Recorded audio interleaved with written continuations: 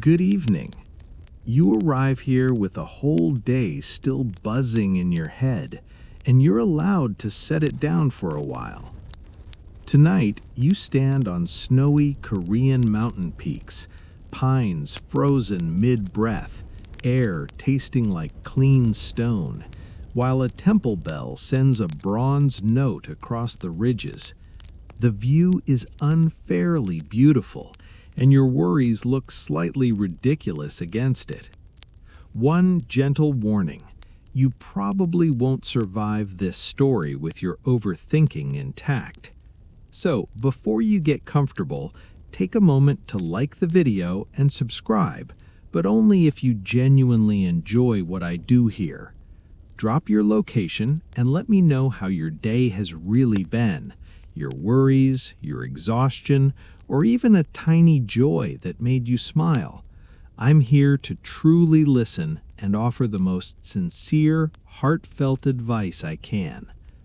Now, turn off the lights, take a deep, slow breath, let your tiredness melt away, and gently close your eyes.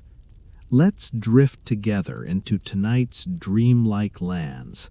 And tomorrow morning, if you still remember, send me a message and tell me what you dreamed. You arrive without fanfare because mountains don't clap for anyone. The path is narrow and newly powdered, and your boots press soft crescents into the snow as you move, slow and careful. Above you, the ridgeline folds in layers: dark pine, pale rock, a thin seam of cloud, until the world looks rinsed clean. The bell rings again. It doesn't feel like a sound that begins and ends. It feels like something ancient stretching awake in the cold, a patient note rolling over peaks and down into the valley. The echo returns faintly from somewhere you can't see, confirming that the landscape is larger than your worries, older than your plans, and far less impressed by your schedule. You follow the sound uphill as if it's a thread you can hold. The trail turns between pines that shed small flurries when the wind shifts, dusting your shoulders like quiet punctuation. A wooden signboard stands near the path, its characters softened by frost. You may not read every stroke, but the meaning lands anyway. Slow down. Watch your footing. Pay attention. The mountain does not reward rushing. It simply allows you to pass. Stone steps appear, half buried and worn smooth in the middle by countless winters and countless souls. Ice rims the edges. Early light catches the crystals until they glitter like ground stars. You place each foot carefully, letting the climb narrow your mind from noisy to steady. The temple reveals itself in pieces: a low wall, a gate with a heavy tiled roof. Beneath the eaves, painted patterns sit in muted greens and reds, now quieted further by snow. Nothing here shouts. Even beauty speaks softly. Inside the gate, the courtyard is swept. A narrow walkway is cleared through the drifts, straight and deliberate. That small detail hits you harder than you expect. Someone woke up before dawn, before comfort, and moved snow aside so others could walk. Devotion, you realize, often looks like ordinary work done well. A few robed figures cross the yard in gray and brown that match winter trees. They carry brooms, buckets, bundles of kindling. They move with calm efficiency, already knowing what morning requires. One turns slightly as you enter, offers a gentle nod, and continues on. You nod back, instinctive, as if your body remembers manners your mind never studied. The bell's voice comes from an open pavilion near the far side of the courtyard. Dark beams frame the pale sky. Delicate eaves hold snow like lace.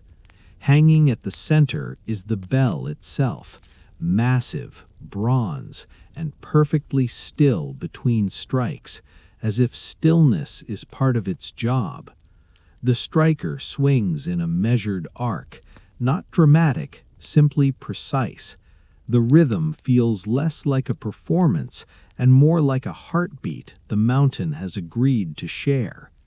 You let your gaze rest on the details, the cold sheen of metal, the faint bloom of breath from the person tending the bell, the way sound seems to widen the air.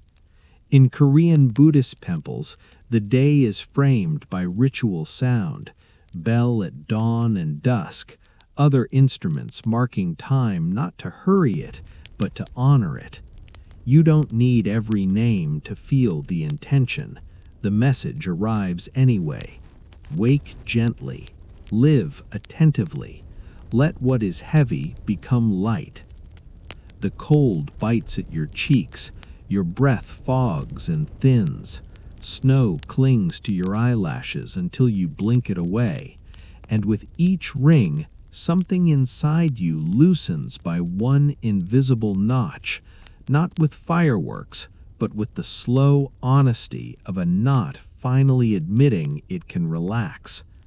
The courtyard smells faintly of pine smoke and clean wood. Somewhere water simmers, somewhere lamps are checked, floors are brushed, doorways are straightened. You realize you've been carrying your own mental noise like a backpack you forgot you're allowed to set down. The bell rings once more, and the note stretches out over snowy peaks until you can't tell where sound ends and stillness begins. You take a small step forward, not invited by words, but by the simple fact that the path has been cleared and the morning is waiting. You step onto the higher terrace, and in this courtyard of steam and stillness, the cold changes its attitude. It doesn't stop being cold. Winter in these mountains has standards, but it backs off just enough to feel survivable. A roofed alcove hugs one side of the courtyard, and beneath it a low brazier glows like a small, stubborn sunrise. A kettle sits near the coals, sending up a steady ribbon of steam that curls and vanishes into the pale air. You drift toward it because your hands have reached the stage where they're less hands and more two offended dumplings. The heat meets you politely, first as a suggestion, then as a quiet fact. Your fingers loosen, your shoulders drop. The mountain doesn't pamper you, but it offers this, a pocket of warmth earned by showing up. The courtyard itself feels like a room without walls, held together by roofs and purpose. Snow piles in clean banks along the edges, while the center has been swept into a smooth, pale plain. The broom marks are still visible, long arcs and straight pulls, like brush strokes on white paper. Someone has made order where winter keeps trying to make a mess, and they have done it with zero drama. No grand announcement, just a path you can trust. Around you, the buildings lean inward, their eaves wearing snow like thick, quiet eyebrows. Painted beams sit under the rooflines, muted greens and earthy reds softened by time, and the snow makes those colors feel rarer, as if the world has agreed to use a limited palette tonight. Tiles are rimmed with ice. Ridge caps hold small mounds of snow that look carefully balanced, even when you know the wind had a say in it. Your eyes begin to map the place. A main hall anchors the far side of the courtyard, broader and heavier than the smaller structures around it. Its doors are shut against the cold, and its threshold is slightly raised, forcing your body to notice the act of stepping over it.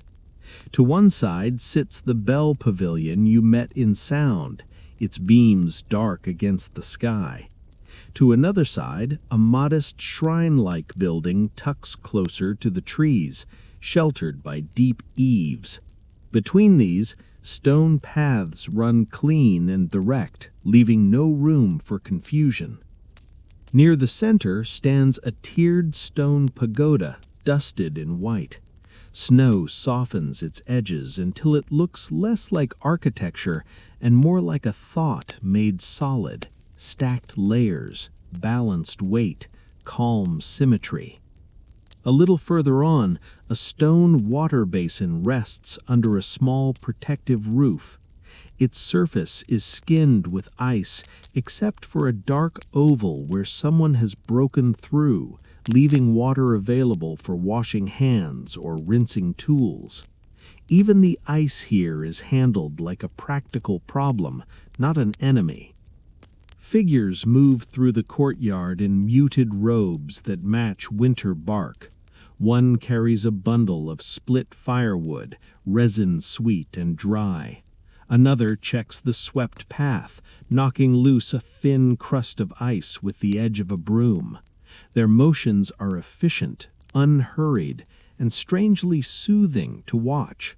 No one performs quietness. Quietness is simply what happens when people know what to do. You stand by the brazier and watch your breath mingle with the kettle's steam, two different clouds meeting, briefly sharing shape, then dissolving. The air holds each exhale for a heartbeat before letting it go. It's a gentle lesson delivered without a single word. Hold, release, continue. You do it again, slower this time, and your mind follows your lungs like a tired child finally choosing to walk instead of sprint. From this warm corner, you notice how the temple guides you without explaining. Gates frame different directions. The entrance gate you came through, heavier and more formal, a smaller opening leading toward living quarters where snow is less disturbed, a narrow passage that suggests trails into higher woods. The layout doesn't demand that you decide everything. It offers you a sequence. It's a small mercy, and you didn't realize how badly you needed it. The sounds are minimal, steam hissing softly, snow shifting off a roof somewhere, a broom's bristles whispering across stone. Without constant noise, you hear subtler things, the faint creak of wood contracting in cold, the tiny crackle of coals, the way your own clothing rustles when you move. Silence isn't empty here, it's structured, it has edges and weight, it makes room for attention. You warm your hands until the sting fades and sensation returns in little pricks. Your palms feel alive again. Your face relaxes. You could stay here and turn into a decorative winter statue with excellent circulation, but the courtyard isn't asking you to cling. It's asking you to reset. A robed figure passes along the edge of the main hall and without stopping makes a small gesture, an open palm, a slight tilt of the wrist, indicating the path that continues around the building. Not a summons, not a command, just direction offered like a courtesy. You understand without words because the temple speaks in movement and spacing. You take one last slow breath that tastes of pine, coal heat, and clean stone, then step away from the brazier. The warmth stays with you in a small, steady pocket behind your ribs, like a lantern you don't have to show anyone. The swept courtyard remains behind, steam rising, snow banked, roofs bowed under winter, and as you follow the indicated path, you feel how silence can guide you forward without pushing, one careful step at a time. You follow the path that curves around the main hall, and the world narrows into details so small they feel like secrets. The walkway is edged with packed snow, and your boots find the firm center where others have passed before you. Every step makes a soft, familiar crunch, winter's way of applauding without raising its voice. Along the hall's outer wall, the architecture begins to teach you how to look. The roofline extends far beyond the wall, eaves reaching outward like a protective arm. Beneath those eaves, the painted beams, denchung patterns in softened greens, reds, and earthy blues, sit like calm geometry, repeating shapes the way breath repeats. Circles, petals, layered lines. Your eyes relax into the rhythm. It's surprisingly easy to feel safe when a building is built as if it expects time to pass slowly. Above the beams, snow rests on the roof tiles in long, continuous bands. The tiles, dark, curved, and neatly overlapping, are almost invisible under the white, except where wind has peeled the snow back into scalloped edges. A thin line of ice glints along the ridge cap. The roof doesn't look like a flat surface, it looks like a wave frozen mid-roll, rising and dipping with a quiet confidence. The curve is subtle, but it changes everything. It makes the building feel like it's listening to the mountain, not resisting it. You notice the way the eaves curl upward at the corners, a gentle lift like the end of a brush stroke. It's not decoration for decoration's sake. It's the logic of shedding snow, of keeping water away from walls, of surviving many winters without rotting into surrender. Beauty here is what happens when something works perfectly and doesn't brag about it. Lanterns hang along the walkway under the eaves, wood-framed, glass-paned, some with protective lattice work. In daylight, they look modest, almost shy, as if they don't want credit for what they do at night. But the snow turns them into sculpture. Frost laces their edges. A faint rim of ice clings where warm air once met cold. When the wind shifts, the lanterns barely move, and their tiny motion creates a delicate creak that blends into the hush like a whispered page turn. Even without being lit, they cast shadows. Light in winter is clean and angled, arriving like a careful visitor. It slips beneath the eaves and through the lantern frames, printing pale grids onto the snow-dusted walkway. The patterns are faint, but they're there. Rectangles and diamond shapes, softened by the snow's surface. The shadows don't feel dark, they feel like gentle shading, like the temple is sketching itself onto the ground. You pass beneath one lantern and look up at the roof tiles from close range. Snow sits in the grooves, highlighting each curve.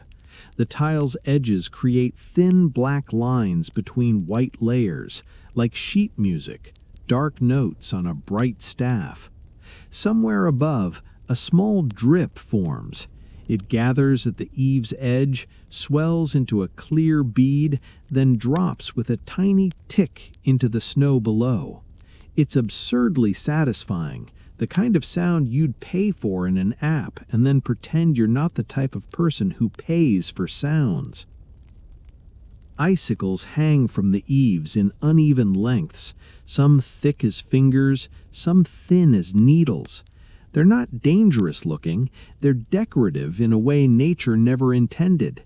Each one holds a little distortion of the world inside it, a bent reflection of roof tile and sky. When a breeze passes, they tremble almost imperceptibly, and the faintest chime of ice touching ice reaches you, so quiet you aren't sure if you heard it or imagined it. Either way, your nervous system approves. The building's structure shows itself in the gaps, Heavy wooden posts set onto stone bases so they don't drink moisture from the ground, beams joined with craft that doesn't rely on loud metal fasteners. The corners are clean, the lines intentional. Everything looks like it belongs exactly where it is. You feel a small, unexpected envy toward architecture that knows its purpose. The path bends around another corner and reveals a side corridor, a narrow strip of stone running between the hall and a low wall. Snow has been swept away here, too, leaving the stones exposed like a spine. Along the wall, small stone lanterns stand at intervals, their caps loaded with snow. They look like they're wearing tiny winter hats and taking their job very seriously. You pause beside one and watch the roofline again, noticing how the eaves create a sheltered zone beneath them. The temple is full of these microclimates, places where wind can't bite as sharply, where snow doesn't pile as high, where a person can linger without being punished for it. That, you realize, is part of the calm logic, too. It isn't just about buildings surviving winter, it's about people surviving themselves. Your own movement changes under the eaves. Your shoulders drop slightly. Your pace becomes unforced. The corridor, the lanterns, the repeating beams, everything quietly suggests that you don't have to sprint through life as if you're being chased by your unread emails. They will wait. They always do. The snow certainly isn't worried about them. A second building appears ahead, smaller and tucked deeper under the trees. Its roof tiles are lighter with snow where the pines have shielded it. The eaves are lower, the scale more intimate. A wooden walkway leads towards it, and the railing posts are wrapped in straw rope for protection. Thick, pale coils that look almost warm against the dark wood. The straw has a faint earthy smell that sneaks through the cold like a memory of harvest season.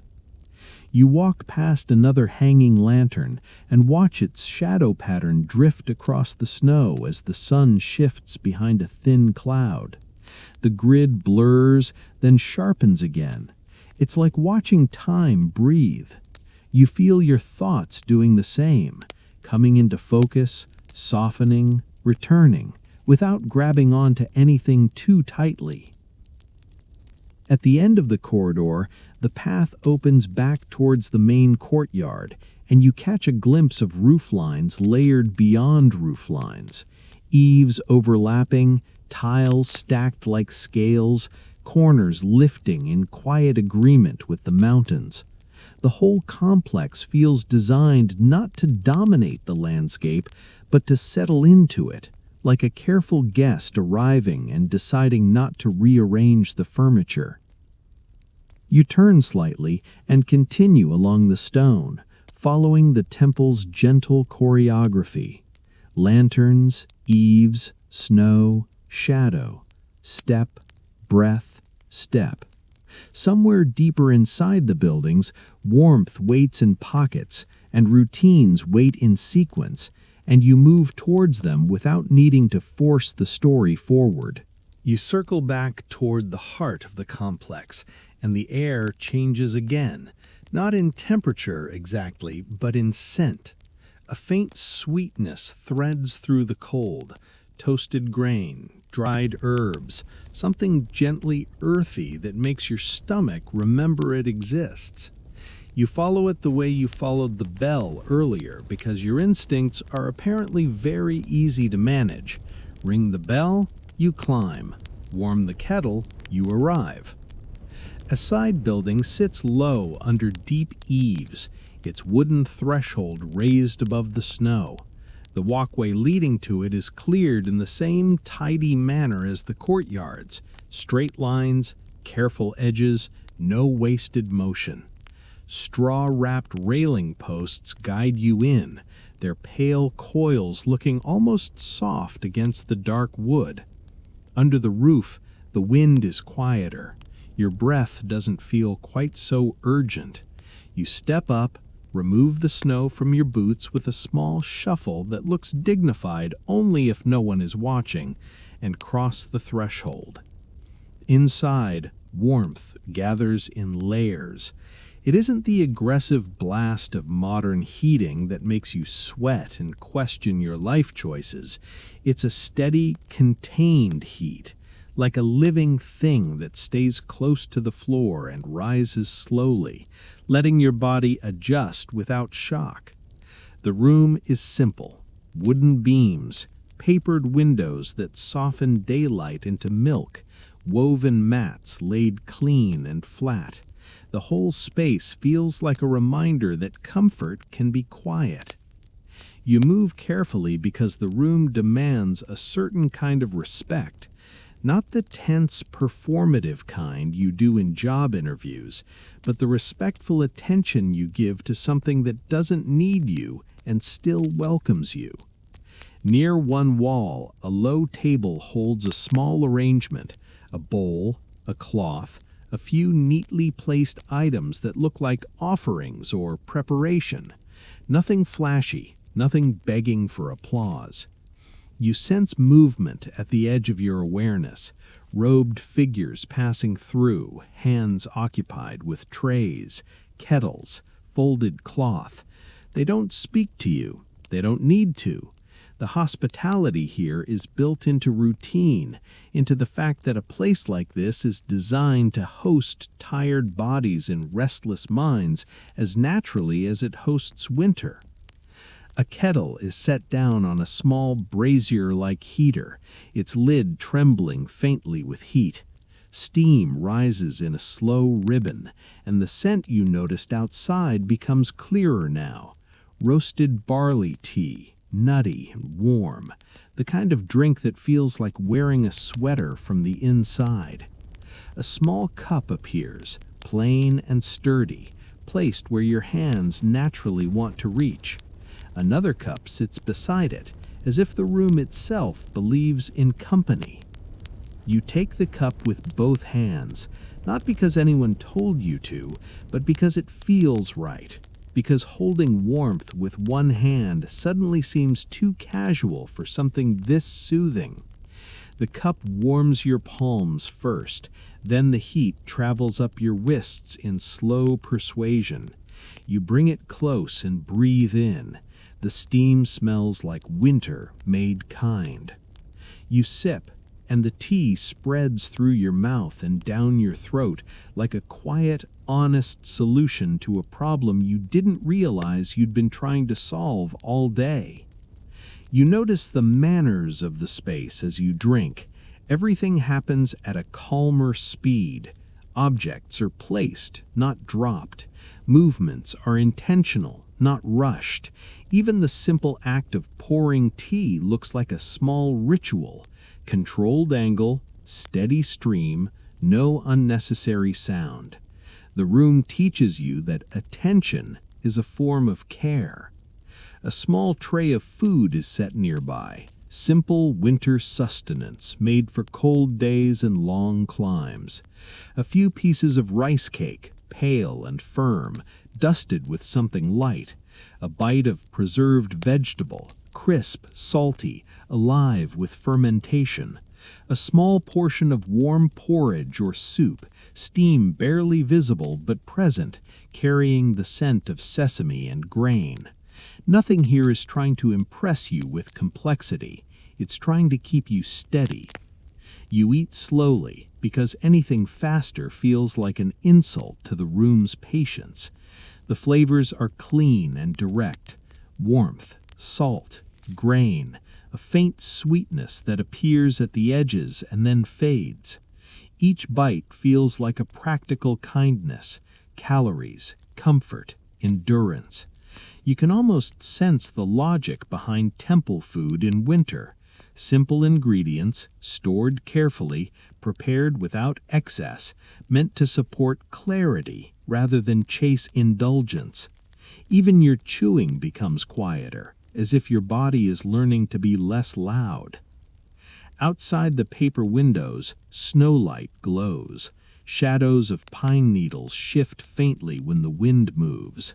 The world beyond the room continues being cold and enormous, but in here the warmth is shared and contained, like a small agreement between humans and winter. You can be relentless, and we will be gentle anyway. As you sip again, you notice small objects near the table. Strings of beads, folded cloth, a brush set, and a small inkstone tucked away, waiting. Pine needles lie in a shallow bowl, their scent sharp when you lean closer, like the forest has been invited inside. There's a quiet economy to it all. Nothing decorative without purpose, nothing present without a reason to be present. The room isn't empty, it's curated for calm. You also notice what isn't here. There's no sense of you being evaluated. No one is watching to see if you're doing it right. The hospitality is offered without conditions, which is rare enough to feel suspicious at first. Your brain, trained by modern life to expect strings attached, looks around for the catch.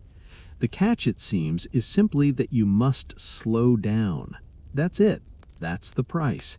And your nervous system, exhausted from sprinting through everything, accepts the deal immediately. A robed figure passes again, adjusting something near the kettle, straightening a cloth edge, checking the heat. The motion is so practiced it looks like breathing.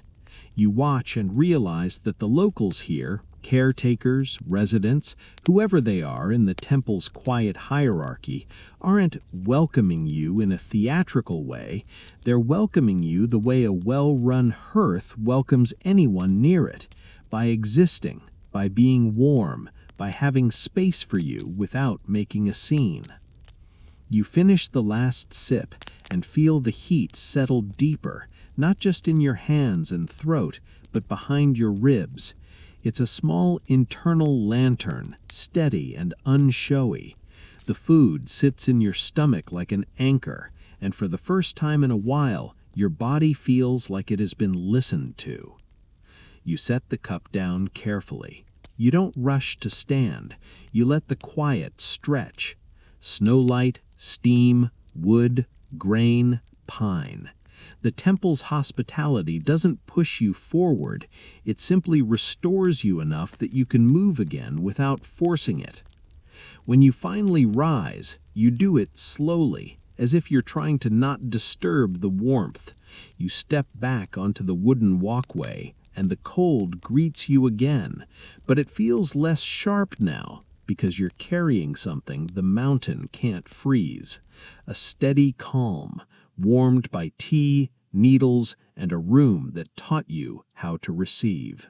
You step back into the cold, with tea still glowing behind your ribs, and you realize warmth is also a pace. Your shoulders stay low. Your mind doesn't immediately sprint. You notice the broom marks again, long, patient strokes on pale stone. Proof that calm here is made, not wished for. Across the courtyard, the bell pavilion waits under dark beams. The bell hangs perfectly centered, massive and still. Nearby, the person who tends it moves with calm practicality, as if meeting dawn is not heroic work, but simply the day's first responsibility. There's no formal greeting, no theatrical welcome. You're just allowed to follow at a respectful distance, which is the most restful kind of hospitality. The keeper steps along the cleared path, eyes scanning where packed snow turns slick. A small tool appears. A thin sheet of ice is chipped away at the edge of a step, and the danger is removed before it becomes a story.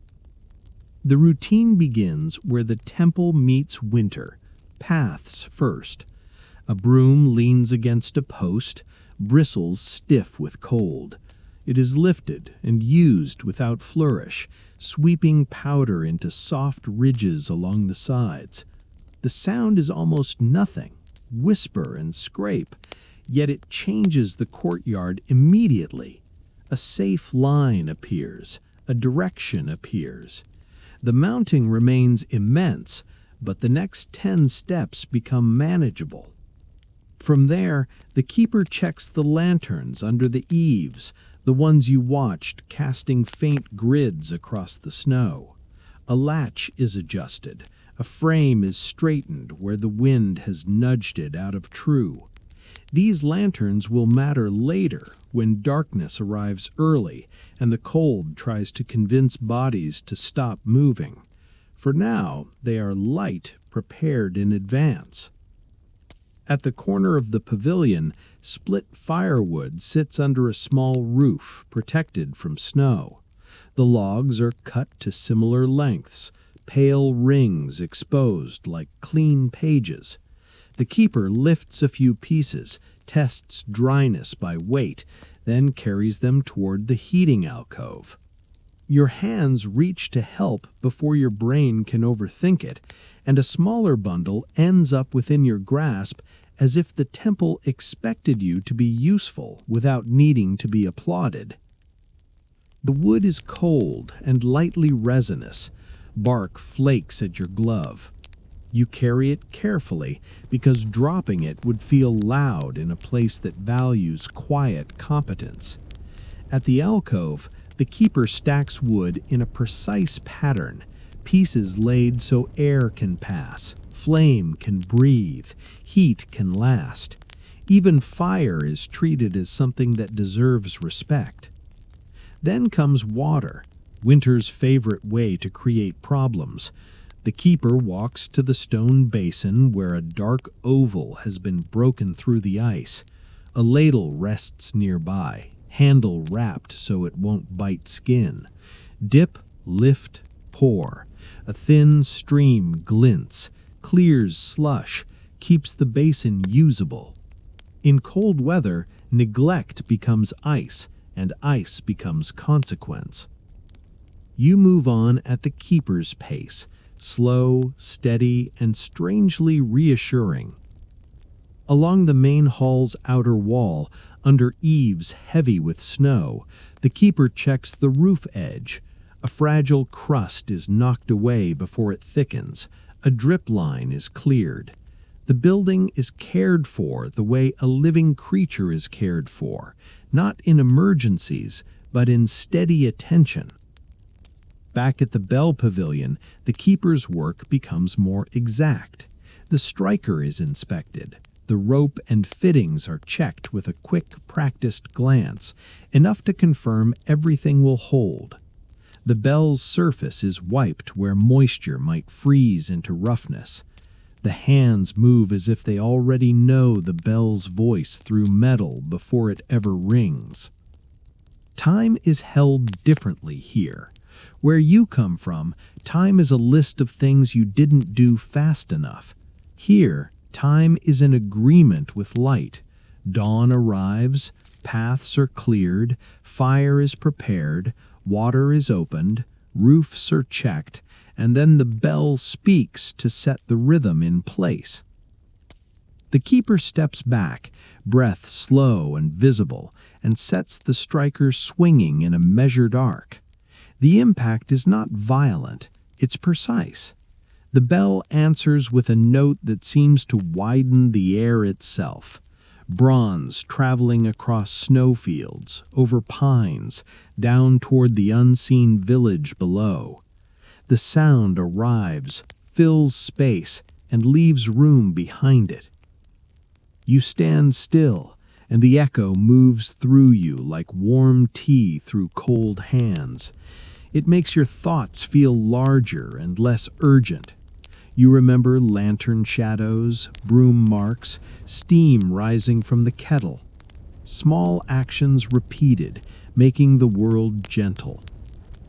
As the note fades, the keeper returns to ordinary work without pause, another sweep, another check, as if sacred and practical are neighbors sharing the same courtyard.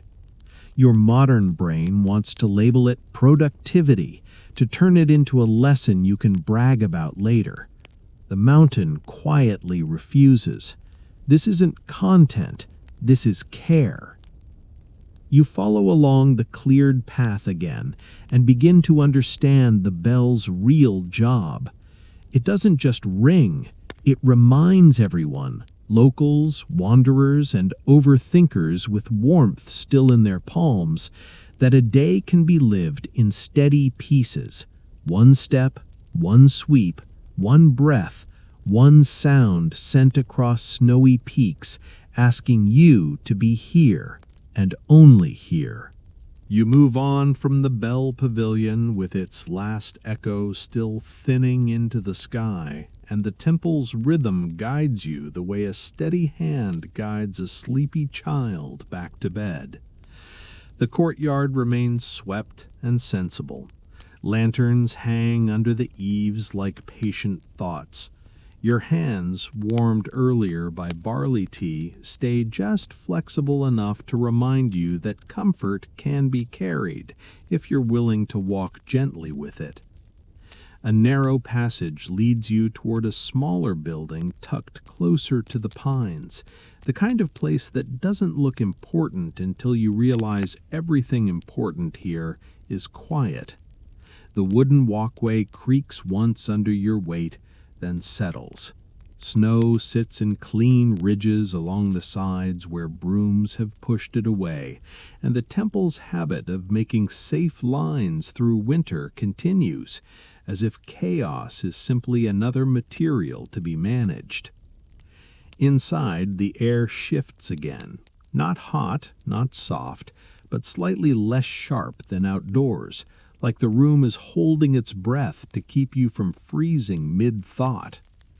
Papered windows diffuse daylight into a pale glow, and that glow falls over a low work table set with tools that look both ordinary and sacred.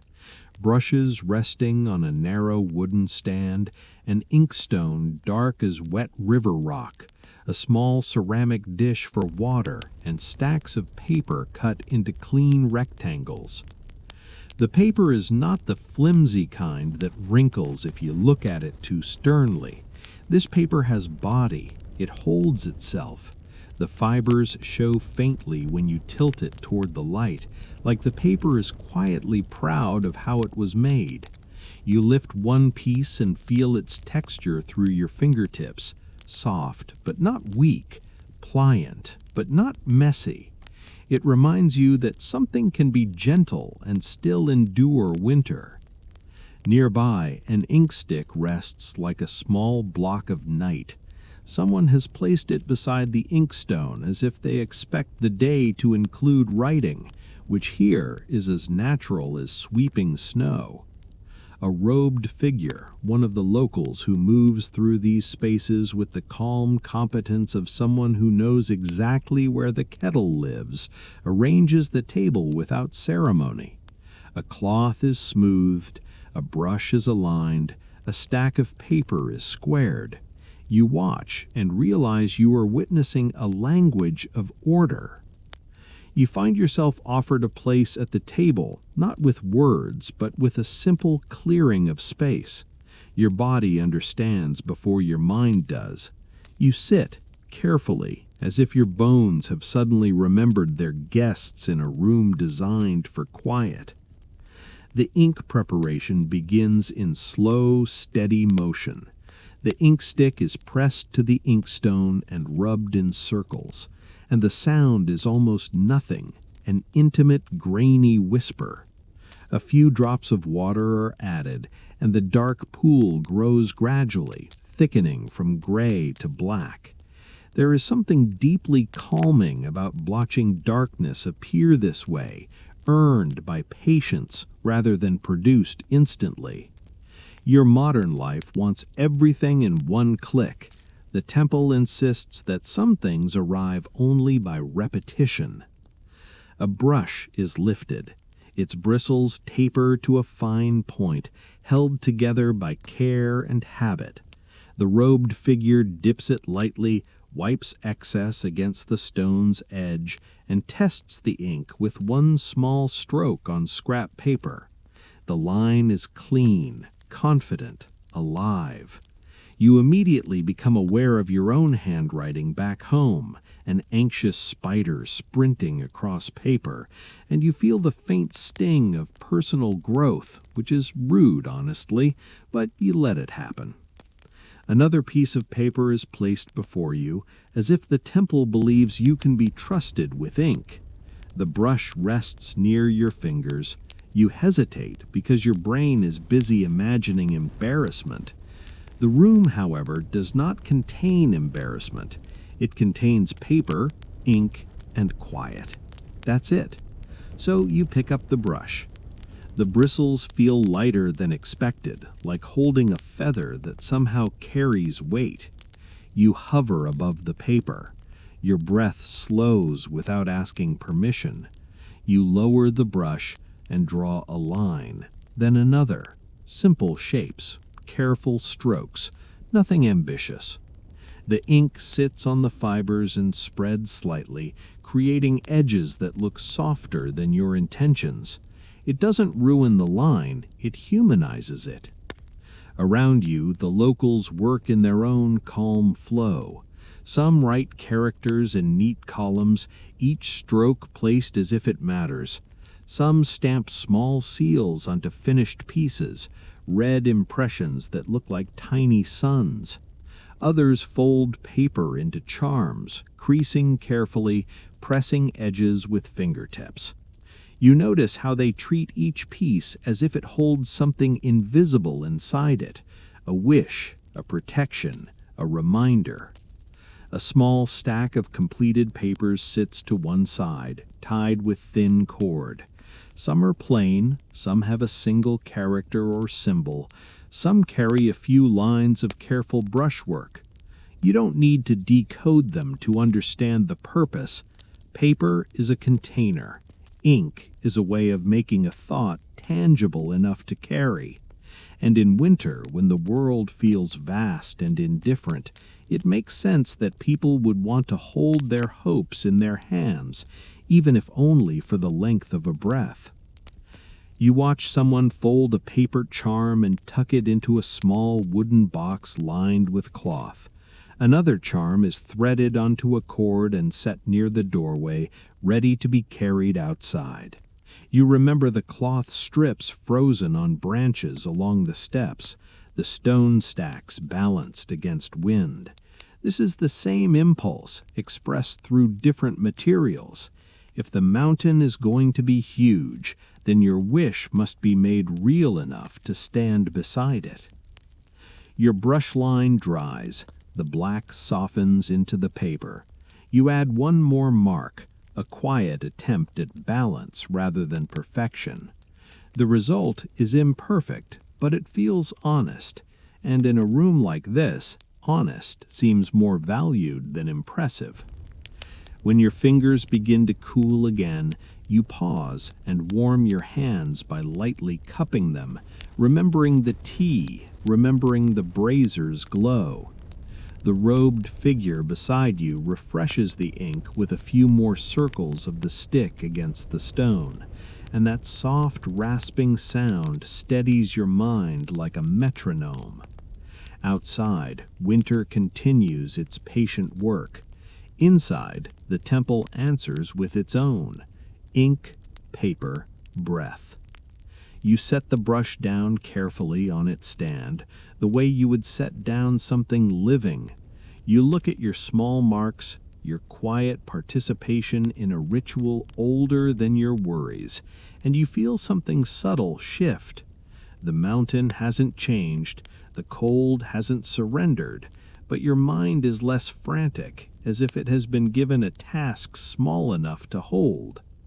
You rise from the table slowly, and the room's stillness follows you like a soft shawl. As you step back onto the cleared walkway, the pines wait, the lanterns wait, and the bell's earlier echo feels less like a sound you heard and more like a thread you're still holding, one careful wish at a time. You leave the higher terrace behind with the faint sensation of ink still clinging to your fingertips, and you follow the cleared paths downward as if you're being eased back into ordinary life, one careful step at a time. The temple roofs recede above you, curved tiles holding snow like quiet promises, and the pines open into a slope that points toward human warmth, small, practical, and stubbornly alive beneath the ridge. The descent is easier than the climb, but winter still turns it into a negotiation. Packed snow has been polished slick by passing feet, and each stone step asks you to be honest about your balance. You shorten your stride. You place each foot as if you're setting down something fragile. It's not heroic, it's simply attentive. And the funny thing is, attention feels like rest. As you move lower, the wind loses some of its bite. The scent of pine remains, but it's joined by wood smoke, dry bark, and long evenings. Somewhere below, someone has lit a fire, not for romance, but because bodies in winter have an ongoing dispute, and fire is the mediator. Through thinning trees, rooftops begin to appear. Dark tiles dusted white, low eaves, walls tucked into the slope, as if the village is trying not to disturb the mountain. A narrow path snakes between stone walls capped with snow. The village looks settled, not asleep, like a place that has learned to keep moving while the world freezes. You step into the first cluster houses. Snow here is compacted into a pale crust, and you hear the first clear signs of daily work: a shovel scraping stone, the thump of wood being stacked, the dry knock of a tool handle against a post. These are survival sounds, but softened by routine. No one is fighting winter, they are managing it. A local passes carrying a bundle of firewood strapped with rope. Their breath plumes in the cold. They glance at you and offer a small nod, simple, acknowledging, the same quiet courtesy you received at the temple. There's no interrogation. In a mountain village, you are either passing through or you are useful. Either way, you don't require a speech. In one yard, earthenware jars sit half-buried in snow, their rounded shoulders visible like dark stones rising out of white. Lids are weighted, jars clustered neatly together. You've seen jars like these in photos, ongi for fermenting and storing food. But here, they are not aesthetic, they are winter strategy. Someone brushes snow from the tops with a small broom, checks a seal, lifts a lid only a fraction. A faint living scent rises, salty, tangy, complex. Then the lid is replaced quickly to keep everything stable. You don't need a taste to understand. The village survives by preparing early and letting time do part of the work. A shed stands nearby with its door open. Tools hang in tidy rows: a saw, a hoe, a sickle, lengths of rope, even a wooden sled runner waiting to be repaired. A bench sits under a dim window. Someone is mending a handle, scraping, fitting, binding, making old things useful again instead of replacing them. Repair here is not a hobby, it is a winter skill. You drift farther along a narrow lane. Firewood is stacked in precise patterns that let air move through, drying, preserving, preventing rot. Some piles are tucked under overhangs, others are covered with straw mats. Everything is raised slightly from the ground to avoid moisture. Even in freezing weather, the village is thinking ahead. From one chimney, smoke rises in a thin line, then flattens under the wind. You imagine heat spreading beneath floors, warming the room from the ground up until your bones stop arguing with the cold. The thought alone makes your shoulders soften, as if your body believes in warmth by reputation. Two villagers move along the lane with baskets and bundled greens, dried, stored, ready to become soup. They gesture ahead, guiding you without words. This way, mind the ice, don't step where the snow hides a gutter. Their hands are red from cold, yet their movements are calm. Repetition has turned hardship into routine. You pause near a communal water point, stone-edged, rimmed with ice. Someone has broken through the frozen surface and set a ladle nearby, just as at the temple. Water is managed the same quiet way in both places. Open a hole, keep it open. Don't let the essentials disappear under winter's hard surface. The repetition feels like a rhyme everyone here has learned by heart. When you look back up the slope, the temple roofs are still visible between pines, white-laced and distant. The bell's echo is gone, replaced by smaller human sounds, but the rhythm remains. Inkstone rasp becomes wood shaving, kettle steam becomes chimney smoke, swept courtyards become shoveled lanes. The lane bends toward a slightly wider path where footprints multiply, suggesting the village's center is not far. You feel the pull of it, more warmth, more shared winter life, but you do not rush. You let the mountain keep the tempo, and you follow the locals' quiet guidance, stepping deeper into a place that endures by staying steady. You follow the widened path as it gathers more footprints, more evidence of small lives moving reliably through cold days, and the village center appears not as a grand square, but as a practical knot of warmth. A few low buildings cluster together, their roofs pressed down under snow, their eaves heavy, their walls dark with age and smoke. The winter light here is still pale, but it's animated by human purpose. People walking, carrying, trading, repairing, continuing. A market in winter doesn't look like celebration. It looks like endurance dressed in everyday clothes. Stalls are set beneath simple awnings, tarps stretched taut and edged with snow. Wooden crates hold root vegetables, radishes, potatoes, onions, each one dulled by cold and still somehow glossy with life. Bundles of dried greens hang like small brown flags. A stack of seaweed sheets rests under cloth to keep them from stiffening into brittle shards. Someone has arranged fruits that survived storage. Persimmons dried into wrinkled amber discs, apples with red skins darkened by chill. Nothing is wastefully abundant. Everything is chosen. As you walk through, the scents braid together. Wood smoke, of course. Then roasted chestnuts, faint and sweet. A hint of sesame oil. The sharp, bright tang of fermented cabbage, carried in the air like a living thing. That last scent is the most unmistakable, because fermentation doesn't whisper, it announces itself with pride. It's the smell of time doing its work in jars, the smell of food that becomes stronger as winter becomes harsher.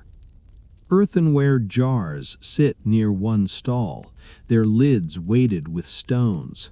The vendor's hands move quickly but carefully, lifting a lid just enough to scoop a portion, then resealing it. Steam curls from a nearby pot where something simmers, broth with radish slices maybe, or a thin stew meant to warm you from the inside out. The vendor wipes the ladle, shifts the pot, checks the heat. No flourish, just competence. The same calm competence you've seen in the temple. You pass a table where someone sells paper goods, folded charms, simple notebooks, maybe even brush paper like the kind you held earlier. The connection lands softly, temple paper becoming village paper, wishes becoming lists, ink becoming records of what must be stored and what must be bought. In winter, writing is not just art, it is planning made visible. At another stall, woven baskets are stacked in nested towers, their reed fibers pale and tight.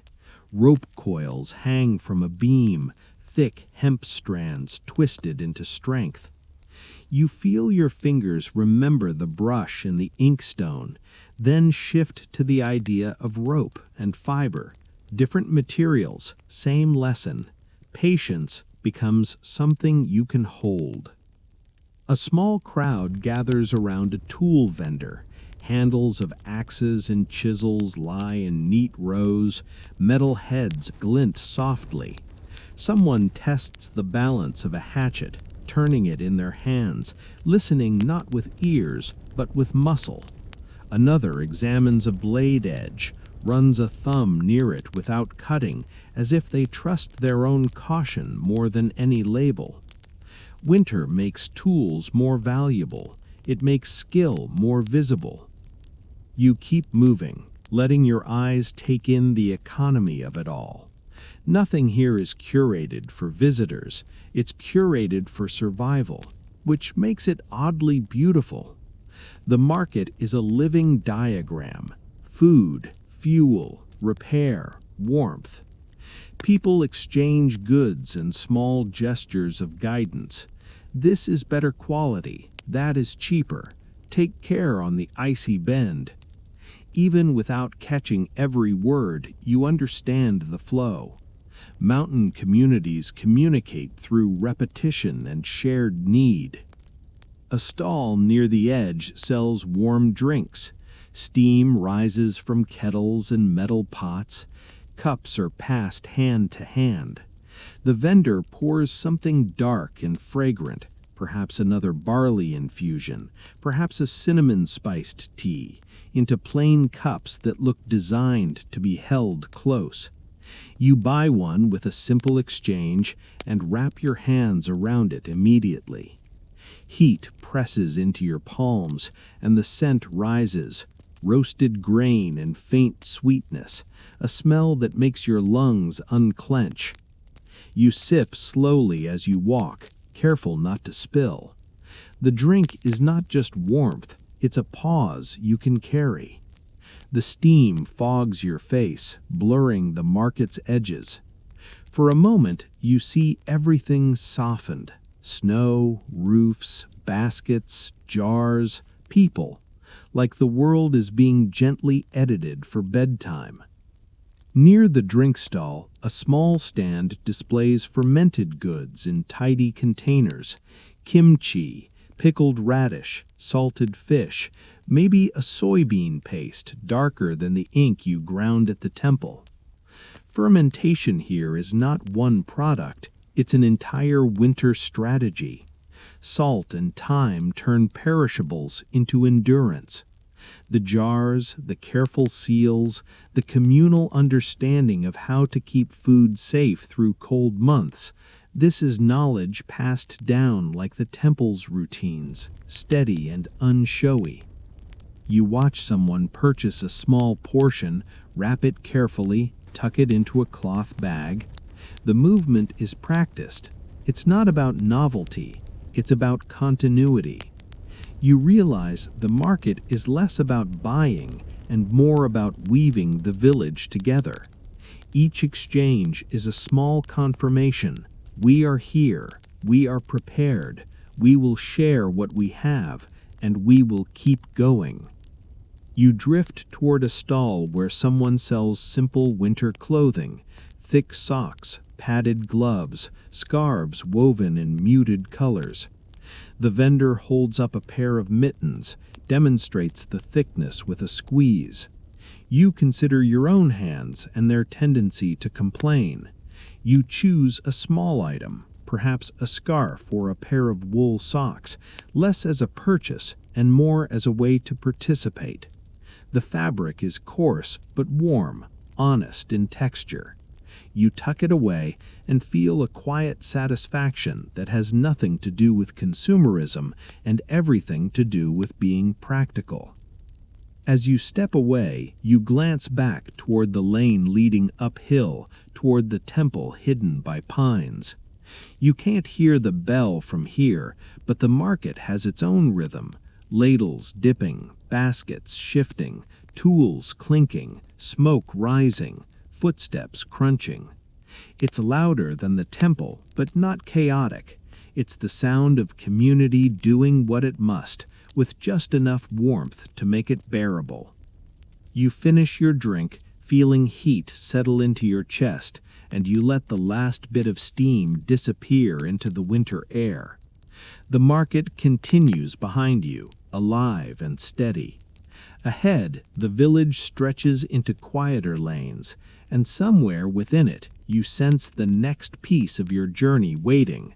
Another small lesson wrapped in snow, another human routine that turns cold mountains into home.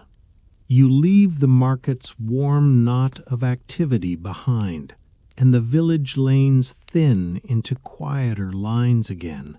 Footprints become fewer, then turn into a single path edged by stone walls capped with snow. The light is already shifting, even though the day never felt fully bright. Winter in the mountains doesn't do long afternoons. It does an early, gentle dimming, as if the sun is tired too and would like to go lie down with you. You begin the return climb toward the temple with a new weight tucked into your bag, wool or cloth, something practical from the market, and a heavier warmth tucked into your body, proof that people can endure cold by sharing it. The path rises between pines, and the wind finds you again, tasting sharper at higher altitude. Your breath thickens into visible clouds. You take shorter steps, not from fear, but from the growing sense that rushing would be embarrassing here. As you near the temple gate, the roofs reappear in layered silhouettes against the pale sky. Snow still rests along ridgelines in long bands, but now the shadows deepen under the eaves, and the lantern frames you admired earlier begin to look less decorative and more necessary. The temple, in late day, feels like a place that knows darkness is coming and has already made peace with it. You step through the gate and into the swept courtyard. The change is immediate. The village's busy hum falls away, replaced by a quiet that feels structured, like a room arranged for sleep. A lantern has been lit beneath an eave, its flame small but steady behind glass. The light throws a soft grid onto the snow, and you feel that familiar calm in your chest again, as if your nervous system recognizes this pattern and approves. Evening ritual is not announced, it simply begins, the way winter begins, without asking your permission.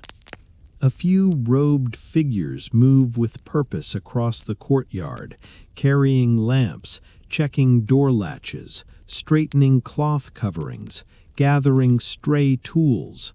The caretaker you followed earlier passes with a bundle of wood. The firewood pile has been replenished. The brazier area you warmed your hands at earlier glows again, brighter now, and the kettle's steam curls up like a slow sigh. You drift toward the brazier instinctively and warm your palms, letting the heat settle in before it can be stolen by the cold. The sky beyond the roofs fades toward blue-gray. Pine branches shift in the wind. Somewhere in the complex, a door closes with a gentle thud, and the sound feels final, like punctuation at the end of a sentence. You are guided, again without words, toward a modest sleeping space, a spare room for staying overnight. The walkway creaks softly as you follow. Inside, the room is simple: woven mats, folded bedding stacked neatly, a low shelf for essentials, papered windows that now glow faintly from lantern light outside. The air is cool but not hostile, warmed from below in that steady way that creeps into your bones slowly and convincingly. You remove your outer layers carefully, like you're unwrapping yourself from the day. Your hands, still slightly ink-stained in memory, fold cloth and place it neatly. It's strange how quickly the temple's habits become yours. You lay out the bedding, blanket, mat, a folded quilt, arranging it with the quiet precision the locals use for everything. The act of making a simple sleeping place becomes its own small ritual, a way of telling your body, here you are safe enough to let go. Outside, wind slides along the eaves, snow shifts and drops from a pine with a soft, heavy sigh. The temple's wood responds with faint creaks, like an old ship settling at dock. The sounds are not disruptive, they are lullabies made of structure and weather. As you settle onto the bedding, you feel the day's sensations replay in gentle fragments: the bell's bronze note, broom marks on stone, steam from barley tea, the rasp of ink on stone, the market's fermented tang, the warmth of a cup held in both hands. They come back not as a checklist of experiences, but as a slow drift of images, each one softening the next. The evening bell rings. It is deeper in the dark, or perhaps you are deeper in yourself now. The sound rolls across the complex and out into the mountains, and the echo returns faintly, confirming the ridges still hold the note like a bowl holds water. The bell doesn't feel like a signal to do something, it feels like permission to stop doing everything. You breathe in, and your breath is quieter than it was earlier. You exhale, and the exhale feels longer. Your thoughts try to rise, little worries, little plans, but the room's simplicity doesn't give them much to cling to. The walls are quiet, the floor is warm, the blanket is heavy enough to remind you that you have a body, not just a mind. Sleep doesn't arrive like a switch, it arrives like snow, slowly, steadily, filling gaps you didn't know were empty. You listen to the wind not as a threat, but as a steady presence. It brushes the paper windows, hums under the eaves, and then softens again. Somewhere outside, a lantern flame flickers and steadies. Somewhere someone walks along a wooden corridor, their steps muted, then gone. The temple continues its routines while you lie still, which is oddly comforting. The world is being cared for while you rest. You pull the blanket higher, feeling the wool from the market tucked away like a practical souvenir of human endurance. The bell's last echo fades into the mountain. The wooden beams creak once more, then settle. And you let yourself drift, carried by the quiet architecture of night, into a sleep that feels less like collapse and more like being gently held. You wake the way winter prefers you to wake, slowly, with the world already awake around you. The floor's steady warmth has done its patient work, and your body feels less defensive than yesterday. Outside the papered window, the sky is a pale wash, while the pines stand in that in-between light like tall witnesses who never learned the concept of sleeping in.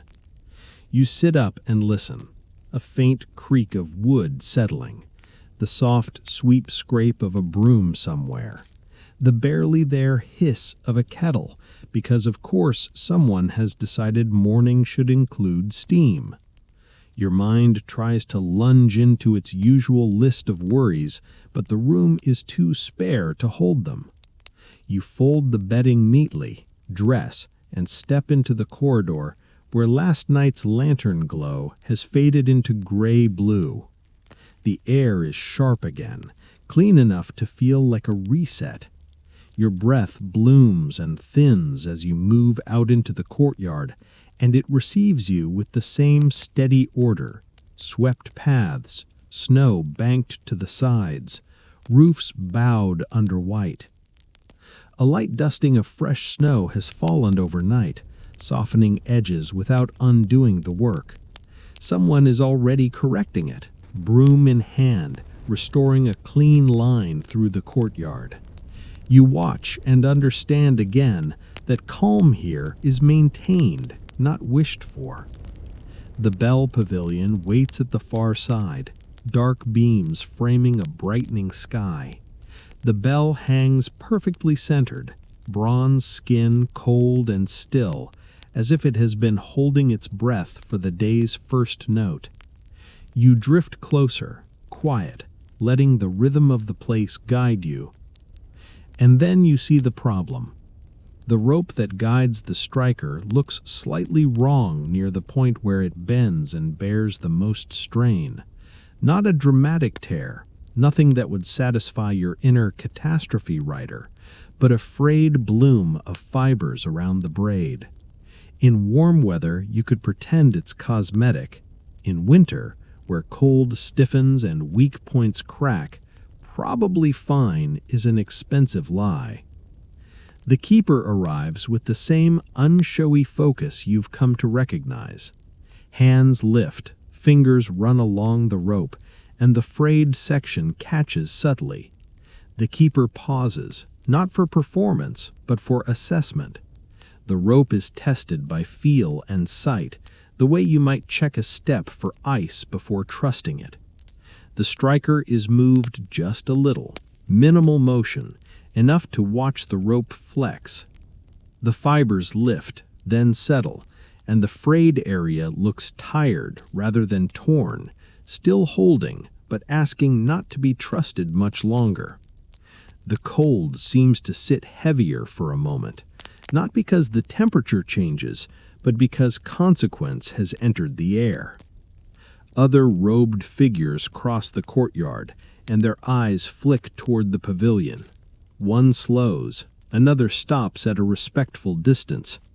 No one speaks, yet the tempo shifts, like a room going quiet because someone has noticed a crack in the glass. You've been here long enough to recognize that silence isn't always relaxation. Sometimes it's attention. The keeper makes a small gesture, 2 fingers raised, then a motion toward the side structures where supplies are stored. A nod returns.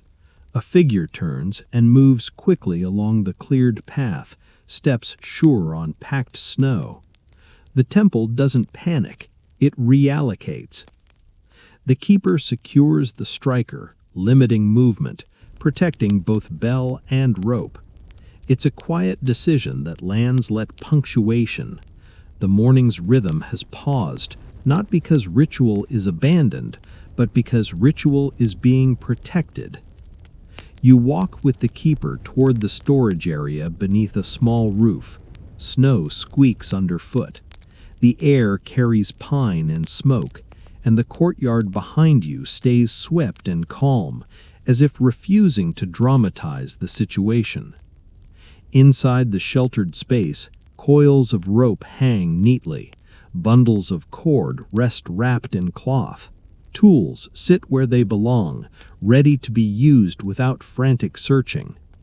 A coil is lifted and weighed. Fingers pinch the braid, testing stiffness and spring. Another length is unrolled a little, inspected for even twist and hidden weak points. The work is quiet, methodical, almost intimate, like choosing the right thread to mend something that holds a day together. Pieces are compared against the existing rope: thickness, texture, the way the fibers behave under a small bend. Too thin, and it won't endure. Too thick, and it will move differently, changing the striker's swing and the bell's voice. You remember the lantern shadows you watched yesterday, how a small grid could calm an entire courtyard, and you realize the same principle is at work here. Small adjustments matter. Quiet details carry weight. A decision settles without words. The rope must be replaced, repaired, or reforged before the next full set of bell strikes. Not later, not when there's time. Winter has no interest in your convenience. You stand in the cold morning light, watching the temple do what it always does. Notice early, respond steadily, choose care over shortcuts. The bell remains silent for now, held back like a breath, and you sense, with that calm certainty the temple communicates through, that you are about to be folded into the work of restoring the bell's voice, one careful fiber at a time. You're folded into the work without ceremony, the way you were folded into tea and ink and broom marks, quietly, as if being useful is just another way of being present. The bell remains still behind you, not abandoned, simply paused, held in a respectful silence, while the temple chooses the slow solution over the convenient one. The first task is not twisting, not tying, not anything dramatic. The first task is gathering. Winter is a season that rewards preparation, and rope is the kind of object that pretends to be simple until you need it to hold something heavy. You follow the keeper's steady pace to a storage area where the temple keeps what it uses: bundles of straw, coils of cord, lengths of cloth, stacks of split wood, and tucked away materials that don't look meaningful until the day they become the whole day. The shelter smells like dry fiber and old timber, an honest scent, like the inside of a well-used toolbox. Hemp and straw sit in different textures, some bound into tight bundles, some hanging in loose skeins that look like pale hair. You learn quickly, just by watching hands, that not all fiber is equal. Some is too brittle from age, some is too rough, better for wrapping posts than bearing strain. Some still has a living spring to it, even in cold weather, a slight give when pinched, a resilience that suggests it can be coaxed into strength. You help carry bundles to a protected workspace where wind cannot steal heat too fast. The room is not ornate, it's practical. A low bench, a mat, a few tools laid out like quiet promises. A shallow basin sits near the corner, and beside it a small pot of warm water. You understand the plan without needing it explained. Dry fiber snaps, warmed and softened fiber cooperates. You kneel near the basin and begin sorting. Your fingers test strands the way the keeper tested the bell rope: pinch, bend, release. Each strand gives you a small truth. The best ones don't crack, they don't crumble. They hold together even when your cold hands feel clumsy. You remember the inkstone from yesterday, the way darkness had to be ground into existence, circle after circle, and the same principle appears here. Strength is not purchased, it is made by repetition. The fibers are loosened gently, teased apart, combed through with fingers. Snowmelt is wiped away, any stiff sections are set aside. The good strands are laid parallel, aligned so their lengths overlap and can be twisted into continuity. You realize rope making isn't about one perfect strand. It's about many imperfect strands agreeing to become one dependable thing. The warm water is used sparingly, just enough to soften without soaking into limpness. You dip a section, squeeze out excess, and feel the fiber become more pliable under your fingertips. Steam rises faintly. The room grows quieter, the way it did when you first held the teacup in both hands. This is not glamorous work. It's the kind of work that makes a bell ring without anyone thinking about the rope at all, which is, strangely, the highest compliment. You begin twisting. At first, your hands move like they're arguing with the material. You twist too tightly and the strand kinks. You twist too loosely and it unravels with mild disrespect. Your fingers try to rush because they've been trained by modern life to equate speed with competence. The fiber refuses. It demands the pace of breath, not the pace of panic. You slow down until the twist feels like a pulse, steady, consistent, gentle. One hand rolls the fibers forward, the other guides, keeps tension even, prevents the strand from buckling into chaos. Your wrists warm from motion, your shoulders relax when you stop fighting the process. The rope begins to form in a way that feels almost inevitable, like the fibers have been waiting for you to stop interfering. Lengths are joined by overlapping ends and twisting them into each other, not as a blunt knot, but as a smooth continuation. The keeper's hands demonstrate, without show, align, overlap, twist, tighten, smooth. Your hands imitate, slower, with more hesitation, but each attempt improves. The strands become thicker as you add more fiber, feeding the twist, building a braid of patience. You keep the tension even because uneven tension creates weak points, and weak points in winter become accidents. The lesson is quiet but clear. Consistency matters more than intensity. A rope holds because every small section agrees to do its job. As you work, you notice the soundtrack of the room, the soft rasp of fiber sliding against fiber, the faint creak of wood in cold, your own breath, measured.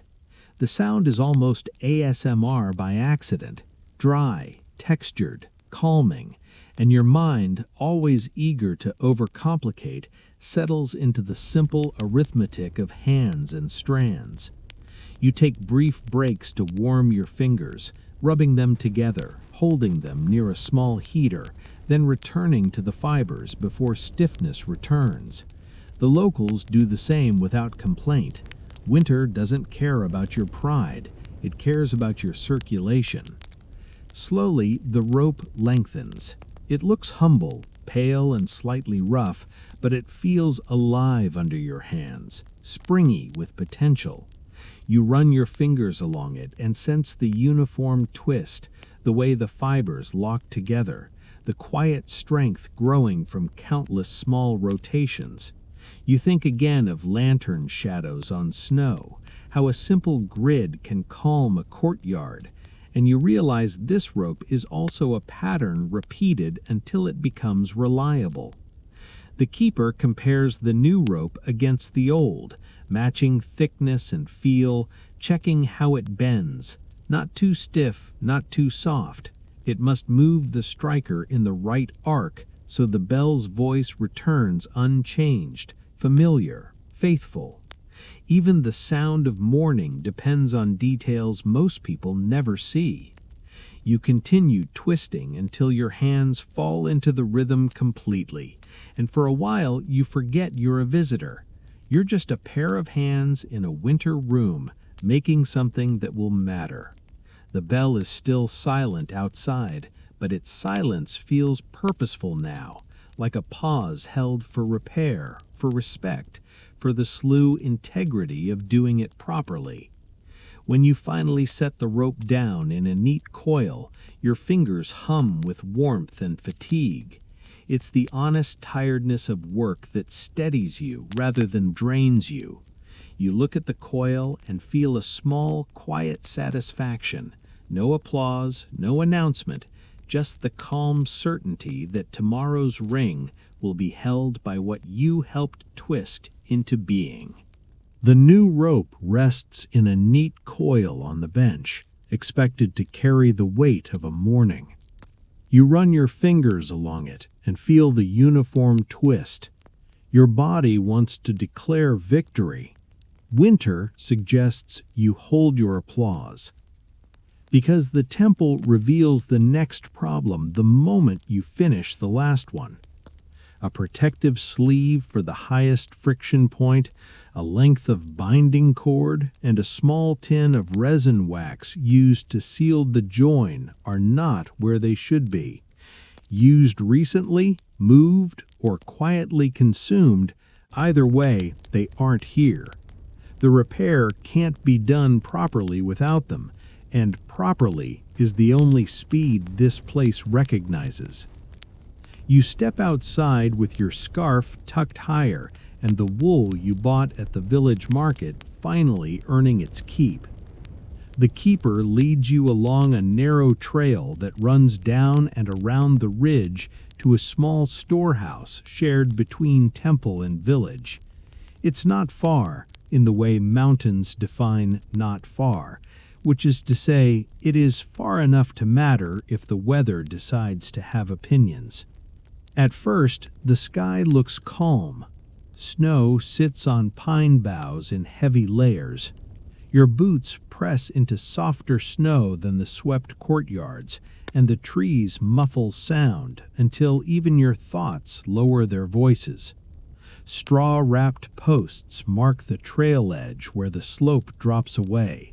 Quiet, practical guidance. The storehouse appears tucked behind pines, low and plain. Under its eaves, the wind eases. Inside, the supplies are exactly what the bell needs. Resin wax sealed in a tin, binding cord coiled tight, and the tough cloth sleeve. Hands check each item by touch, then the bundle is secured close to the body. You turn back toward the temple, and for a few minutes, everything is steady again. Footsteps, breath, the soft crunch of snow. Then the wind changes. It doesn't roar, it simply grows serious. It threads through the trees with sharper intent, shaking loose a scatter of crystals. Light dulls as the sky thickens. Sound flattens. Your body notices before your mind can build a full disaster documentary. A few steps later, snow begins to come sideways. The flakes are small, dry, fast, driven hard enough to sting your cheek. Visibility shrinks from next bend to next trees to the keeper's back, which suddenly becomes the most valuable thing in the universe. Your brain offers its usual worst-case slideshow. You let it play quietly in the background and do what the temple has trained you to do. Notice, respond, don't dramatize. The pace slows. The work becomes navigation. You pull your scarf higher, tuck your chin, and shorten your stride so you don't slide on hidden glaze. You keep your fingers moving inside your gloves because circulation is not a philosophy, it is a requirement. The bundle stays tight against your chest, heat shared the way people share lantern light. The trail markers become your world. Straw-wrapped posts appear and vanish through the swirl, each one a small reassurance that the path still exists. The keeper angles from one to the next, and you stay close, because independence is overrated when the horizon has been erased. Coordination is warmth. The ridge opens briefly into an exposed saddle where snow whips across the ground in sheets, erasing footprints as soon as they're made. The mountain turns into a blank page. You cling to the simplest rules. Breathe, check footing, keep steady. A gust hits hard enough to blur your vision, and crystals cling to your lashes. For a moment, you can't tell whether you're advancing or merely being rearranged by wind. The keeper stops beside a stone lantern at a junction, one of those sturdy capped forms you saw on the temple steps. Its top is piled with snow, its carved lines softened, but it stands like an anchor in the white. You tuck in close to it, let the stone take the wind, and take a few slow breaths until your heartbeat settles back into something human. The gust passes. The whiteout doesn't end, but it loosens its grip. You move again as a unit, tracking the dark outline ahead. The repetition, post, step, breath, keeps your mind from spinning, the same way grinding ink or twisting rope kept you steady yesterday. Gradually, trees return, thickening, offering shelter. Wind loses its sharpest edge as branches intercept it. Snow still falls, but it falls more vertically now, less like thrown sand and more like quiet insistence. And then the temple roofline emerges through the pines, dark tiles under white, eaves curled upward like familiar hands. A lantern glows beneath an overhang, and that small rectangle of warm light looks almost absurdly comforting, like someone saying, without words, that you can come back inside now. You step onto the swept, cleared path of the complex and feel the difference immediately. The courtyard has edges again. Someone has already pushed fresh drifts aside from the main walkway, because, of course they have. You exhale long and quiet, letting the whiteout's tension slide off your shoulders. The supplies are carried inside, tins wiped clean of snow, cord coiled tight, and the tough cloth sleeve. Hands check each item by touch, then the bundle is secured close to the body. You turn back toward the temple, and for a few minutes everything is steady again. Footsteps, breath, the soft crunch of snow. You glance back once toward the ridge, now softened by steady snowfall, and understand the test you just took. The mountain didn't threaten you. It asked whether you could stay steady when the page went blank. You did, one marker at a time, one breath at a time, bringing back what the bell needs to return to its voice. You bring the last of the supplies into the sheltered workspace, and the storm outside becomes background noise, a soft, persistent hush that makes the room feel even more contained. Snow taps lightly against the papered window, wind sighs under the eaves. Inside, the air smells of fiber, resin, and warm tea that someone has already set near the corner, because this place refuses to let you suffer unnecessarily for the sake of aesthetics. The rope lies ready, pale and strong. Beside it rests the cloth sleeve, thick and tough, meant to protect the section that will bend and rub the most. A coil of binding cord sits like a smaller, tighter cousin to the rope, fine twist, high tension. And the tin of resin wax waits with its lid half loosened, the scent faintly sweet, like pine sap and old wood. The keeper begins the final assembly with the same unhurried precision used to set lanterns and sweep paths. Nothing is rushed. Rushing, you now understand, is just a different form of carelessness. First, the sleeve. It is slid over the rope in a slow, steady motion, worked along inch by inch so the fibers don't snag. Your hands help, guiding the rope, easing the sleeve into place, aligning it exactly where friction will live. The sleeve feels rough under your gloves, sturdy enough to take wear without complaining. Then comes the join, where the new rope will meet the existing fittings. The ends are overlapped. Fibers are teased and interwoven, not knotted into a lump, but braided into continuity. You remember how the paper charms were folded into clean creases, how the ink lines softened into the paper's fibers. This is the same kind of merging, two things becoming one without creating an obvious scar. The binding cord is wrapped around the join in tight, careful turns, each loop sitting snugly against the next. The cord's twist catches the light like fine thread. The keeper's fingers guide the tension, not too tight to cut into fibers, not too loose to slip. You follow the motion, feeding cord, holding the rope steady, feeling the small, quiet power of coordination. The work is intimate and exact, and it makes your mind go pleasantly blank in the best way. No room for spirals when your hands are managing tension and alignment. The resin wax is warmed slightly near a heater, not melted into a puddle, just softened enough to spread.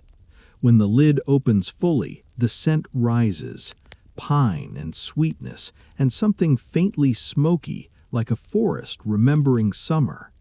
A small piece is taken and pressed into the binding cord, rubbed in so it fills gaps, seals fibers, repels moisture.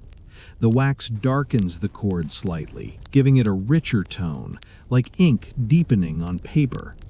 You watch the keeper run fingers along the finished section, checking smoothness, checking firmness, checking that the sleeve sits properly and the join has no weak bloom of fibers. The rope is flexed gently, bent in the way it will bend when the striker swings. It moves correctly. It doesn't fight. It doesn't sag. It simply behaves like it was made to hold. Now the work returns to the bell. You step out into the courtyard. Snow is still falling, but the worst of the earlier whiteout has softened into a steady drift. The temple looks even hushed beneath fresh powder. Eaves carry thicker white lines. Lantern light glows more warmly against the gray. The swept path has been reswept, because of course it has, leaving a clean corridor through the new snow like a sentence written twice for clarity. At the bell pavilion, the bronze bell waits, silent but not neglected. The striker hangs at rest. The old rope section has been secured. The keeper lifts the new rope and you help guide it up into place. The fibers feel heavier now that they carry purpose. The rope is threaded through its fittings, aligned, secured. The sleeve sits at the bend. The join rests where it should, supported, protected, sealed. Each part is checked again, because trust here is earned by inspection, not assumed. You step back with the others who have gathered quietly at a respectful distance. No one makes a ceremony of it, yet the air feels expectant. The bell is not just an object, it is the temple's voice, and in winter, that voice is part of how people find their way through days that can otherwise blur together. The keeper takes position. Hands steady, breath visible. The striker is set into motion. It swings in a calm arc, controlled and faithful. The rope holds with quiet strength. The bell receives the strike and sound blooms. The note is full, deeper than you remembered, or perhaps you are deeper now. It rolls outward across the courtyard, through the drifting snowfall, over the roofs, into the pines, then out towards the ridges where cloud still lingers. The sound doesn't fight the snow, it travels through it, carrying warmth in the form of vibration, carrying reassurance in the form of rhythm. You feel it in your chest first, then in your bones. The bell's voice is not loud, it is encompassing. It makes the air feel wider, the snow feel softer, the whole mountain feel briefly less indifferent. The striker swings again, slower, and the bell answers again. Each note rides the cold and returns as echo, like faint reflections from unseen slopes, like the mountain itself is participating in the ritual. The repaired rope holds, the sleeve protects, the join stays smooth. Everything that was quietly twisted, gathered, sealed, and carried through a whiteout now becomes this: sound.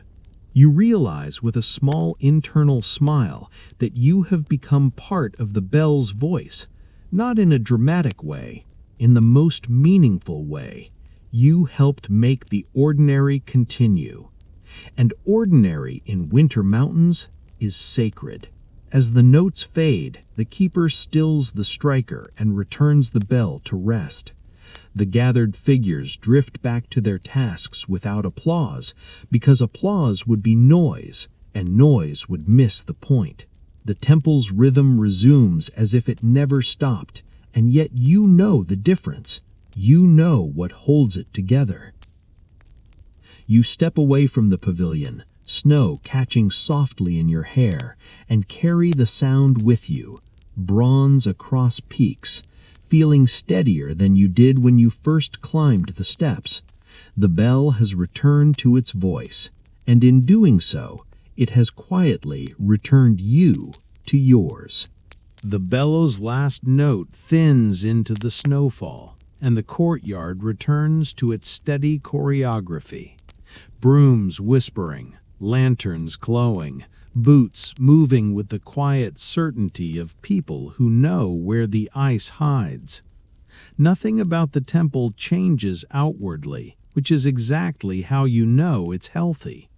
Repairs here don't demand attention. They simply allow the day to keep being itself. Snow continues to fall, softer now, less like a test, and more like a slow coverlet settling over roof tiles and stone edges. The eaves collect it in clean lines. Lantern light warms it into a faint gold near the walkways.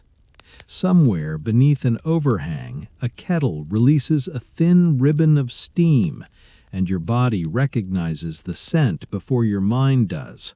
Roasted grain, faint sweetness, the gentle honesty of barley tea.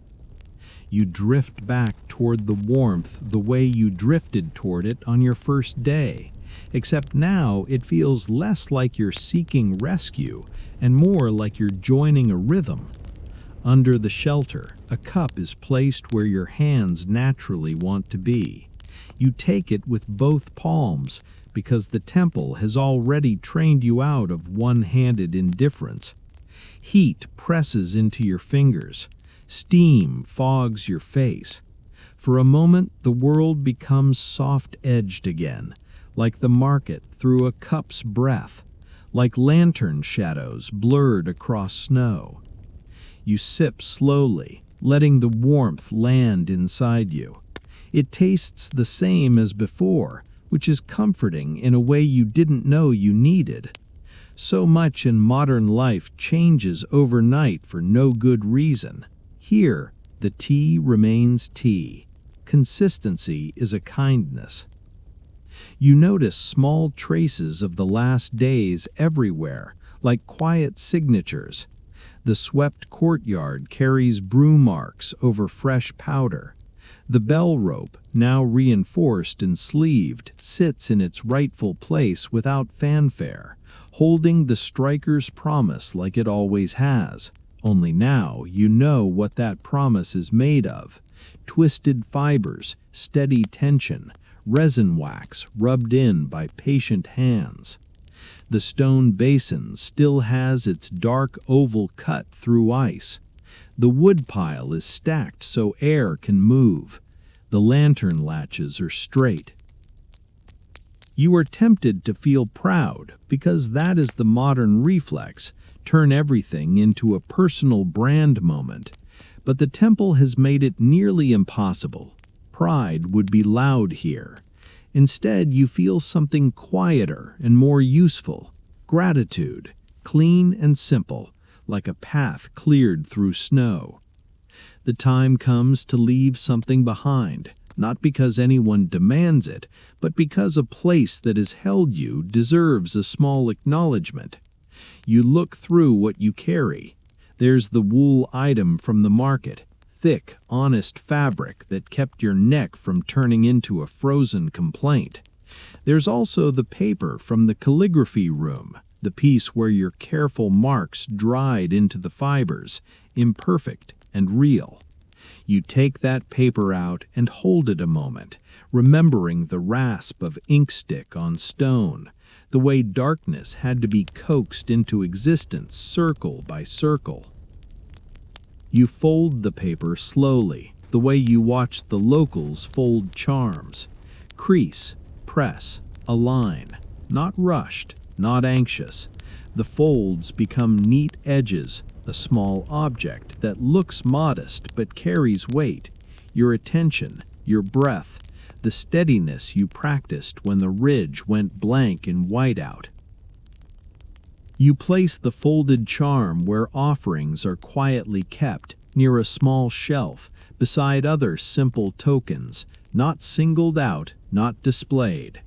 It disappears into the temple's calm the way your worries have been disappearing, one by one, whenever you stop feeding them. Outside, the sky lightens a little. Snowfall thins into fine grains. The wind eases. It feels like the mountain has decided to let you go without making you prove anything else. You take one last walk, because leaving without walking through the place again would feel like waking up from a dream and immediately checking your inbox. The stone path carries you past the main hall, under eaves where icicles have grown and shrunk, where drip lines tick into snow like slow clockwork. The lanterns you admired still hang with quiet dignity, and in the angled morning light their frames print faint grids across the snow again, rectangles of shadow that look like calm laid out on the ground. You follow the corridor you traced earlier, letting the repeated beams and painted patterns settle your mind into their rhythm. The Doncheong colors, greens and reds, softened by winter, peek from beneath the eaves like remembered warmth. Roof tiles curve like frozen waves. The temple does not dominate the mountain, it rests within it, an agreement in wood and stone. You pass the small building where you wrote with brush and ink. The windows glow faintly. Inside, you imagine the table still waiting, brushes aligned, paper stacked, the inkstone ready to turn patience into black again. The thought doesn't make you sad, it makes you steady. Knowing something remains unchanged behind you is its own kind of comfort. You continue toward the gate and the stone steps that carried you up on your first arrival. The steps are still slick at the edges, snow packed in shallow bowls. You descend slowly, careful, letting each foot land honestly. The mountain doesn't reward bravado, it rewards attention. At a landing, you pause and look back. The temple roofs layer against the pines, snow resting along ridges like quiet lines of poetry. From the bell pavilion, a note rises, one measured strike, full and clean, and it travels out across the peaks the way it did on your first day, except now it lands differently inside you. You don't just hear it, you understand what holds it. You remember the market's tang of fermentation, jars sealed and weighted, time doing its work in the cold. You remember carrying supplies tight to your chest through wind that erased the world. You remember the kettle's steam and the way it softened your face. You remember lantern shadows on snow and how such a small pattern could calm a whole courtyard. You remember the rope in your hands twisting until your mind went quiet. And you realize the temple has been teaching you one lesson in 100 forms. The way through winter, through mountains, through days, through your own relentless brain is steady repetition, small care, reliable rhythm. A bell that rings because someone sweeps, someone checks, Someone repairs, someone returns. You turn back to the path ahead, and the cold air meets your lungs clean and sharp. You don't rush, you let the mountain keep the tempo as you start down toward ordinary life, carrying the bell's voice behind your ribs like a lantern you don't need to show anyone. You keep descending until the temple roofs are no longer a layered silhouette, just a pale suggestion between branches. The path narrows, and the mountain returns to being mostly pine and snow, mostly wind and quiet, as if it is politely reclaiming its own space after hosting your restless thoughts for a while. Your boots find the packed line of earlier footprints, then fresh powder where the trail bends and the wind has erased evidence. You don't feel alarmed this time.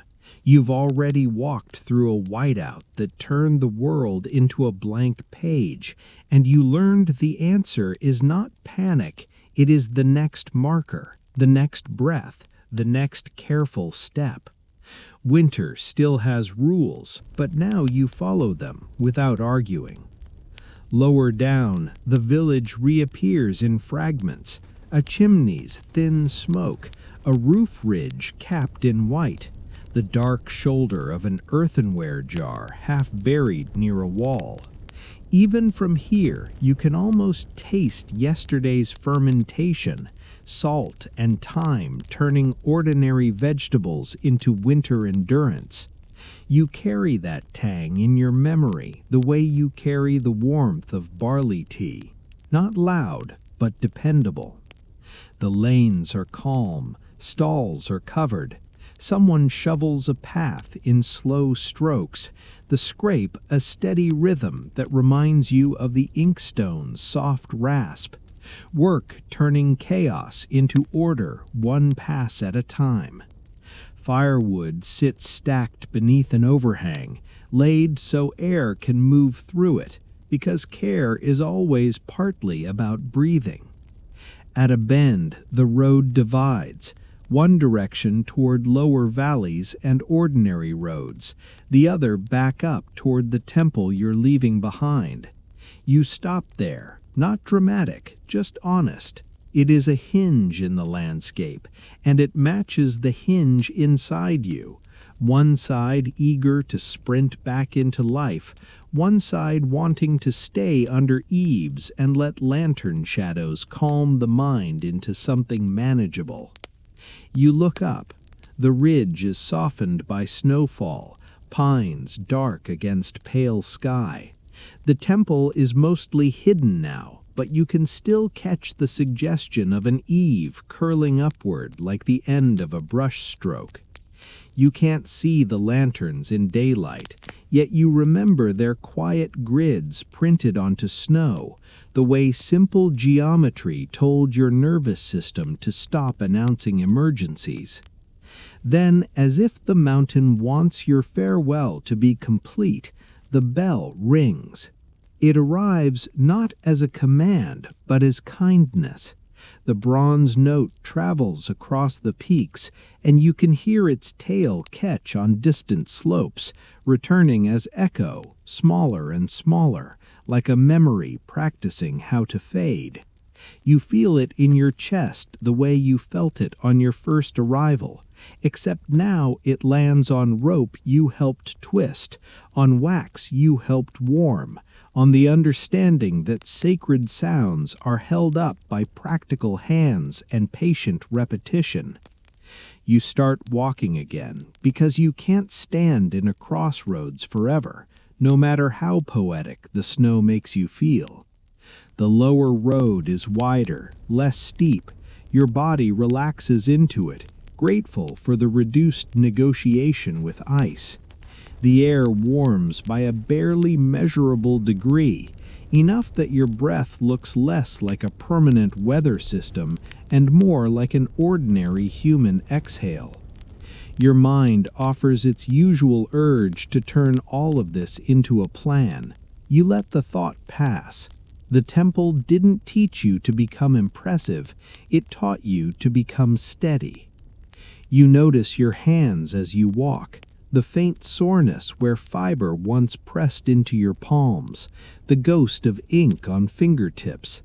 You remember grinding an ink stick in slow circles until darkness appeared. You remember keeping tension even in the rope, because uneven tension become weak points, and weak points become winter trouble. You remember how careful footing turned into quiet presence. These are not souvenirs, they are habits your body now trusts. A gust shakes the pines and sends down a small shower of snow. For a second, the air sparkles, brief, weightless, almost ridiculous in its beauty. You would film it if you were the kind of person who can't experience anything without proof, but your phone stays quiet. The moment doesn't need evidence, it needs your attention, and it gets it. Soon the mountain opens into a broader view. Ridges stack into the distance, pale and quiet. The temple is now a small shape tucked into trees, easy to miss if you aren't listening. The bell's echo is gone. Only wind remains, moving through needles, soft as breath. You pause once more and offer your farewell the way this place prefers, without speech, without performance, with simple attention. You let your shoulders drop. You let your jaw unclench. You allow a long exhale to leave you as if it has been waiting all day. In that exhale, you place your thanks for the swept path, for the lantern shadows, for the tea steam, for the inkstone's rasp, for the rope that holds, for the reminder that the world can be cared for quietly. Then you turn fully toward the road ahead. The mountain doesn't wave, it doesn't promise anything. It simply allows you to continue, carrying a steadier rhythm inside your ribs. And as you walk down into ordinary life, you realize the bell is still with you, not as sound, but as timing, a gentle note that returns whenever you slow down to hear it. The road keeps carrying you, but your body has already begun to soften, as if it understands you are no longer climbing, no longer proving anything to the cold. Each step becomes quieter. Each breath becomes longer. Wind moves through the pines, and you let it brush the inside of your ribs. In your mind, the temple remains where it is, roofs curved like frozen waves, eaves lifting at the corners, lantern frames ready to print calm grids onto snow when night returns. The bell does not chase you. It never needed to. It offered a rhythm, and now that rhythm sits inside you, steady as a warmed palm around a cup. You remember small comforts as if they are lights, barley tea steam rising and disappearing, the soft rasp of ink becoming black, the even tension of rope turning under your hands, the tang of jars waiting out the season. None of it was loud. None of it demanded a grand meaning. It simply made the world gentler, one careful action at a time. So you let your shoulders drop again. You let your eyelids feel heavy, even if you are not yet home. You let your thoughts drift the way snow drifts, settling where it wants, softening sharp edges, covering what does not need to be seen tonight. And if a worry tries to return, you treat it the way the temple treats ice. Notice it early, don't fight it with panic, and clear a small, safe path through it. One breath in, one breath out. Simple. Enough. The mountains fade behind you, but the quiet stays. Your body grows warm in its own slow way. Your mind loosens, unknots, releases. You are safe. You are allowed to rest. You are already drifting, already half inside sleep for now. End of story. Sweet dreams.